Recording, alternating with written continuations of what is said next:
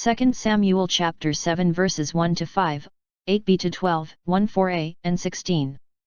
The kingdom of David shall endure forever before the Lord.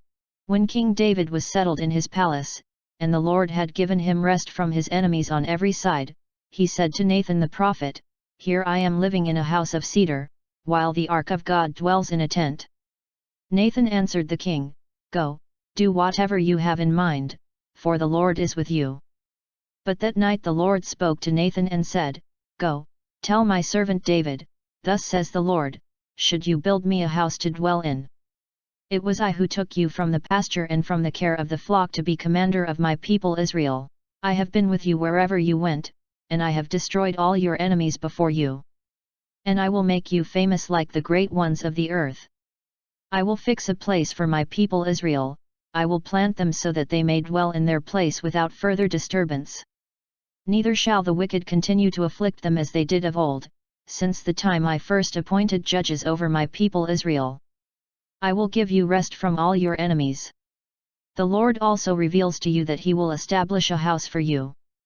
And when your time comes and you rest with your ancestors, I will raise up your heir after you, sprung from your loins, and I will make his kingdom firm. I will be a father to him, and he shall be a son to me. Your house and your kingdom shall endure forever before me, your throne shall stand firm forever." Verse 1, When King David was settled in his palace, and the Lord had given him rest from his enemies on every side. King David asks the advice of Nathan his advisor and friend, about building a temple building to house the Holy of Holies, rather than to continue to keep it in a tent. You see, a tent was the ideal way to move the Holy of Holies from place to place while in the desert, thus giving the people a sign that God was with them, and they were in his presence.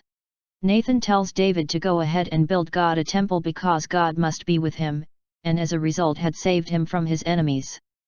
Now that they were in control of the promised land, it was time to put down roots, and a temple building would be the way to show other surrounding countries that they were here to stay. God doesn't want David to build him a house, instead God will build the house of David, a Davidic dynasty which will last forever. David was a soldier, a military leader, and now at God's direction he and his country was at peace. We all have certain God-given skills. David's skill set was leading an army and leading his people, but he was not a construction contractor. It is time to unify Israel, not a time to become dedicated to building a place of worship.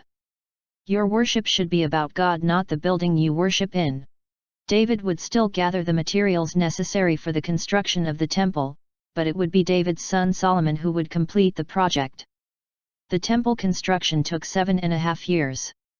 After the temple was built, the people of Judah convinced themselves that the temple designated God's permanent protection of his people.